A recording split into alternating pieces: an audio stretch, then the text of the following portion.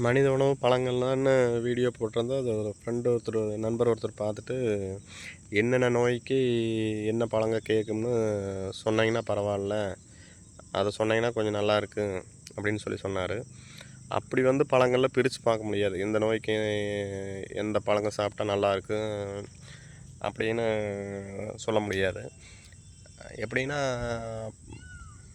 உங்கள் உடம்புல ஒரு நோய் வருதுன்னா, அது சத்து பற்றாக்குறையினால தான் அந்த நோய் வரும். நம்ம உடம்புல வந்து ஒரு நோய் வருதுன்னா, அது வந்து சத்து பற்றாக்குறை தான். அது எந்த நோயா இருந்தாலும் சரி, சத்து பற்றாக்குறை தான். சத்து பற்றாக்குறை மட்டும்தான் நம்ம உடம்புல ஏற்படுற அத்தனை நோய்க்கும் காரணம்.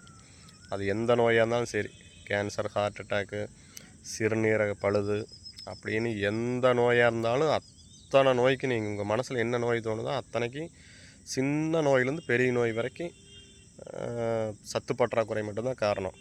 உங்களுக்கு ஒரு நோய் இருக்குது அப்படின்னா, உங்களுக்கு வந்து எந்த பழம் சாப்பிட்லான்னு தோணுதோ அந்த பழத்தை சாப்பிட்டிங்கன்னா அந்த நோயினுடைய தன்மை கொஞ்சம் கொஞ்சமாக குறையும்.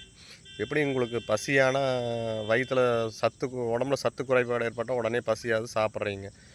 தண்ணி உடம்புல கம்மியானா தண்ணி தாங்க முடிக்குது. அந்த மாதிரி நம்ம மூளைக்கே தெரியும்.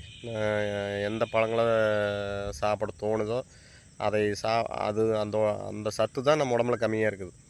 உங்களுக்கு ஒரு ஆப்பிள் சாப்பிட்லான்னு தோணுதுன்னா, ஆப்பிளில் இருக்கிற சத்து உங்களுக்கு உடம்புல கம்மியாக இருக்குது.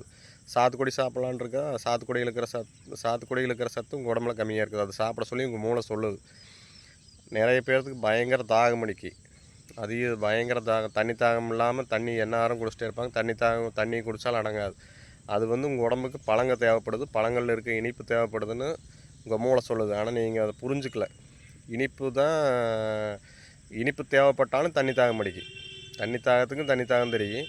இனிப்பு உடம்புல கம்மியானாலும் தண்ணி தாகம் தான் அடிக்கும். அது இனிப்பு சாப்பிட்டிங்கன்னா அது குறையும். இனிப்பான பழங்களை சாப்பிட்டிங்கன்னா அது குறையும். இனிப்பு சாப்பிட்றாதீங்க. இனிப்பான பழங்களை சாப்பிட்டிங்கன்னா அது குறையும். என்ன நோய்க்கு என்ன மருந்துன்னு சொல்ல முடியாது. உங்கள் உடம்புல என்ன சத்து கம்மியாக இருக்குதோ அதனால் அந்த நோய் வந்திருக்கு. எந்த பழத்தை உங்களுக்கு சாப்பிட்லான்னு இருக்குதோ அதை சாப்பிட்டிங்கன்னா அந்த நோயினுடைய தன்மை குறையும்.